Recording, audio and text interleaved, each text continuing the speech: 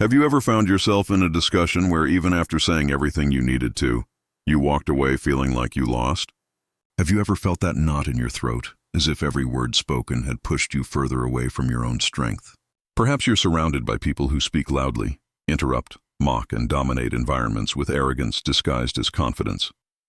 And maybe deep down you believed that staying silent was a sign of weakness, that not defending yourself was surrendering, that not reacting was losing. But what if I told you that all of this is an illusion? That true power has never been in words but in their absence. Nietzsche, one of the most misunderstood thinkers in history, saw something that few have the courage to admit. Those who talk too much reveal too much. Those who need to convince are already at a disadvantage. The world teaches us that we must fight, explain ourselves, defend our ideas as if every conversation were a battle for the truth. But nature proposes something different, a more subtle, more lethal, and infinitely more intelligent path. He believed that silence is not just an absence of noise, but an overwhelming presence. Silence disconcerts. It destabilizes. It forces the other to confront themselves. This message is for you who constantly feels ignored, overshadowed, invalidated. For you who leaves conversations with the feeling that no one really heard what you meant to say. For you who is tired of being the easy target, the nice one, the one who tries to keep the peace while others take advantage of your calm. Perhaps you have confused your silence with submission. But today I will show you that silence can be your most powerful weapon, and that true victory does not come from winning an argument, but from never needing to enter one. Get ready to see silence in a new light, not as an absence of response, but as the definitive response. Let's dive into nature's ideas and discover how to master any situation without saying a single word. Why do we feel such a need to respond, to rebut, to correct, to prove that we are right? Because deep down, we have been conditioned to believe that the truth must be defended tooth and nail, that if we remain silent, we are allowing others to win. But nature saw this as a symptom of our deepest weakness, the fear of appearing weak. And behind this fear lies the ego, a fragile ego that cannot stand being questioned, that confuses disagreement with attack, and that turns any conversation into a battlefield. Nietzsche said that most people do not seek the truth when they argue. They seek power. They seek to reaffirm their beliefs not because they are solid, but because if they are shaken, everything crumbles. Argumentation in this sense is not a tool of wisdom. It is a defensive armor, a desperate cry from the ego to maintain control of the narrative. And what does this mean? That when you feel compelled to justify yourself, to prove your point, you have already entered their game and lost. Because the simple need to justify your position shows that you are still trapped in the desire to be accepted, validated, understood. Nature called this the herd morality, the behavior of those who live under the expectations of others, who want to be seen as good, correct, just. But this quest for approval is exactly what keeps you weak. True strength, nature said, lies not in convincing others, but in not needing to do so. It is in holding your vision even in the face of laughter, criticism, rejection. It is in being misunderstood and remaining unshaken. What he proposes to us is a type of power that is not measured in verbal victories but in internal mastery, a power that comes from the ability to remain calm while everyone around you is losing control, a power that grows when you stop reacting. If you really want to win, you need to understand this. The game of discussion is a theater, and the first to stand up to act has already lost. Nietzsche knew that the reactive mind is a subjugated mind. The observing mind, that is the dangerous one, because it is above the need to prove anything. But then, if we should not react, how can we exert power over others? If words betray us, how do we make others feel our strength without saying a single phrase? Nature had an answer for that. And it lies in the ideal of the Übermensch, the being who transcends the limitations of common morality and dominates the world through absolute self-control. The Übermensch or Overman does not live by reacting to the world. He shapes the world in his own image, and the most impressive part is that he often does this in complete silence. The Übermensch does not need to win debates. He does not engage in cheap emotional games. He observes. He understands. He carefully chooses when to speak, and more importantly, when to remain silent, because he has understood something that others ignore. Silence is a form of language, a language that does not try to convince, it imposes presence. The silence of the Übermensch is not empty. It is a threat. It is authority. It is the sound of self-mastery. While others shout, he commands respect with his gaze. While others explain, he observes and reveals others' weaknesses merely with his calm. His silence is a wall. Those on the other side despair, trying to guess what lies behind it. And in that despair, they make mistakes. They reveal too much. They lose their balance. This silence is not passivity. It is absolute control of one's own energy. It is strategic economy. The Übermensch knows that every spoken word is a revealed move.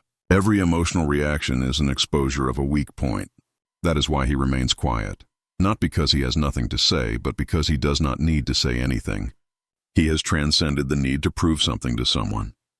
His presence already speaks for him, and more than that, it disturbs, because his silence forces others to look within, to deal with their own noise. In a society of noise, those who master silence are kings. Nietzsche saw the Übermensch as one who creates his own values, his own rules, his own morality. He does not depend on anyone's validation.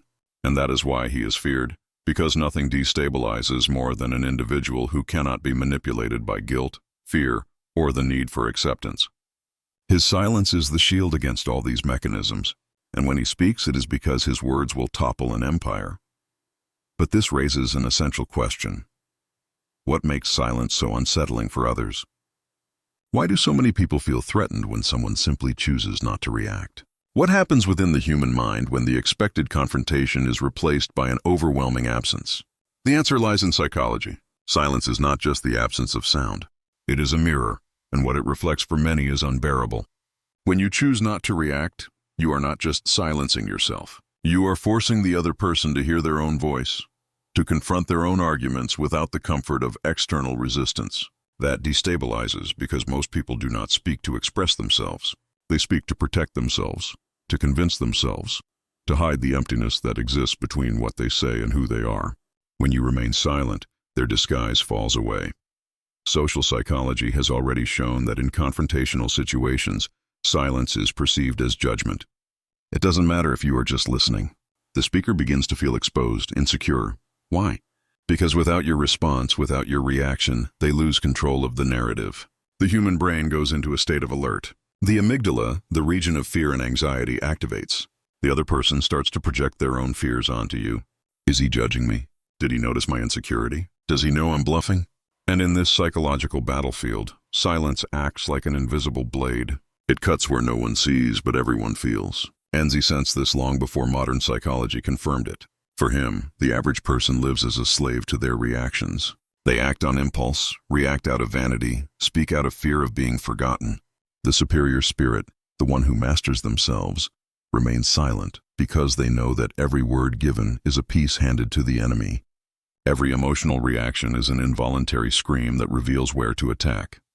Moreover, silence has a devastating effect on manipulators. People who thrive on the emotional control of others depend on their reactions to stay in the game. When you do not react, you break the cycle, and the manipulator panics. They need your response to validate their own position. Without it, they lose themselves. They reveal themselves. They show the weakness they have tried so hard to hide. But there is something even deeper. Silence also triggers unresolved pains. It activates traumas of rejection, abandonment, humiliation, because suddenly the other person realizes they are not at the center, that their words are not enough, that their presence does not make an impact. And this is intolerable for the narcissistic ego. That is why, when you remain silent, you are not just defending yourself. You are attacking where it hurts the most, at the center of the illusion. This is why silence requires strength. It is uncomfortable not just for others but for you as well, because it goes against everything that has been taught, against the impulse to react, to justify oneself, to explain oneself. But it is precisely for this reason that it is powerful, because it demands mastery. And mastery is true power. Now that you understand how silence operates in the mind of the other, how it activates insecurities, breaks down defenses, and unmasks postures, it is time to go further, to stop being just an observer and become someone who uses this strength intentionally, strategically. The first step is simple yet brutal. Be silent when your will screams for a response. This requires strength because everything in you will want to react, to justify itself, to prove that it is right. But that desire is poison.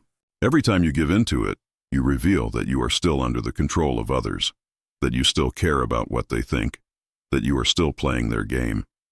True silence is born only when you kill that need, when you understand that you owe nothing to anyone, that the truth does not need to be spoken to exist. The second weapon of silence is observation. While others talk, get lost in explanations, and try to fill the void with words, you listen. Not as someone waiting for their turn to speak, but like a hunter listening to the footsteps of prey in the forest. You perceive the fears hidden between the lines, the subtle contradictions, the insecurities disguised as arrogance. And you store all of this because when you speak, if you speak, it will be surgical, with the precision of someone who masters the emotional territory of the other.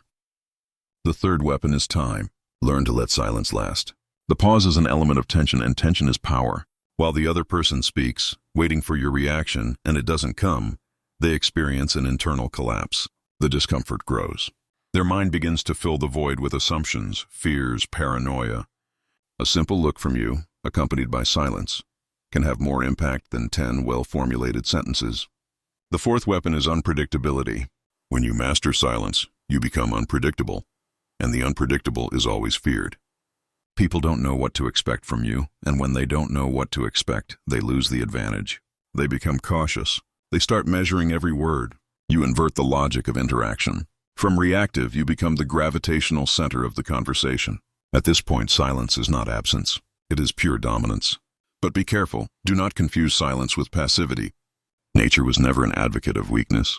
The silence we're talking about here is active, tense, charged with intention. You are not withholding. You are preparing, choosing, positioning yourself with a kind of strength that doesn't need to be displayed to be felt. And when the right moment comes, when silence has already said everything it needed to, you can speak a single sentence, a precise comment, something that ends the discussion not because it was louder, but because it was truer, deeper, more undeniable. There are moments when the game is not just about winning. It's about emotionally surviving. There are situations where people are not just debating with you. They are using you, manipulating you, draining you, and you, without realizing it, are giving away your power every day. You are being dominated without a single word needing to be spoken. That's where the darkest point of this journey comes in, when silence is no longer strategy, but a silent scream from someone who has lost control of their own life. We will expose this truth, how you may be being used and not even realize it. While you think you are avoiding conflicts, someone may be building an empire on your silence, and nature already knew that. Is there anything more perverse than being silenced? It is being conditioned to think that silence is your only option, that swallowing your anger, conceding in discussions, avoiding conflict at all costs is synonymous with maturity. That remaining silent is a sign of balance, but this can be a trap. Many times this type of silence is not wisdom, it is disguised submission. Nature saw this with brutal clarity. What you call peace is often just your domesticated surrender. Have you noticed how some people take advantage of your calmness, your ability to listen, to overlook, to avoid confrontation? They push their ideas, impose their wills, occupy spaces that were yours, and you let them.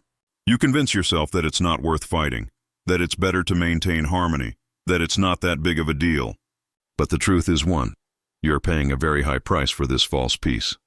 And the worst part, you are being used by those who understand that you will never react. Nature spoke of the morality of slaves, that value system constructed by the weak to survive in a world dominated by the strong.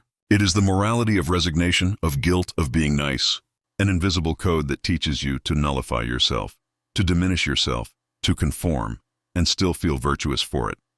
But nature did not write for those who resign themselves.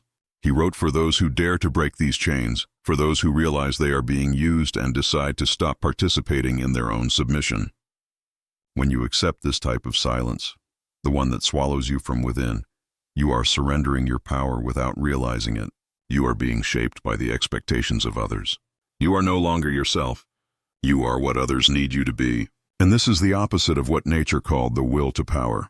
Because the true will to power is not to shout. It is not to dominate others. It is to dominate oneself, to regain control of your own narrative, to be silent, not because you are afraid, but because you owe nothing to anyone. This silence of submission needs to die. In its place, the silence of presence must be born, the one that does not bend, that does not humiliate, that does not apologize for existing. the one that stands up amidst chaos and, without saying a word, changes the course of the situation. This is the silence that nature would respect, the silence of the individual who has become the master of themselves. But how to reach this level? How to move from being manipulated to being the master of your own presence? How to kill the herd morality within you and be reborn as someone who imposes authority even when silent? The answer lies in the most powerful figure of nature's philosophy, the Übermensch. We have already talked about him. Now it is time to understand how to become one. We have reached the final point. Understand this with all the clarity possible. Silence is not absence. It is not emptiness. It is not a space between sentences. True silence is pure presence. It is mastery. It is the sign that you are no longer reacting to the world. You are shaping it with your mere existence. Nature never wrote for those who are content to survive. He wrote for those who want to transcend, for those who are willing to tear off the masks that society imposed, even if it hurts. The silence of the Übermensch is not the silence of the oppressed nor of the coward. It is the silence of the warrior who has already won even before the battle begins. It is the stillness of one who no longer needs to prove anything to anyone, because he knows who he is and, more importantly, he knows what he deserves. Now look at your life. How many times have you remained silent out of fear, out of guilt, out of not wanting to disturb? How many times have you let others decide for you, speak for you, trample over your truth? Enough. Nature would say that living this way is an offense to existence itself, that accepting this kind of silence is betraying yourself. From today on, your silence needs to change its tone. It needs to stop being an escape and become an invisible shout of authority, a boundary, an affirmation of who you are, even if no one understands. Because who you are does not need to be understood. It needs to be lived, and that requires courage. Do you have that courage? Then comment below. I choose the silence that commands respect. Not just so I know you made it this far, but so you can publicly affirm this choice, this commitment to yourself. Because words have power, even when they speak about silence. And don't stop here. The next video is essential. It will expand what you learned here and take your mind even further. Watch it not for me, but because you deserve to go beyond. And remember, the weak shout, the strong remain silent, the wise choose when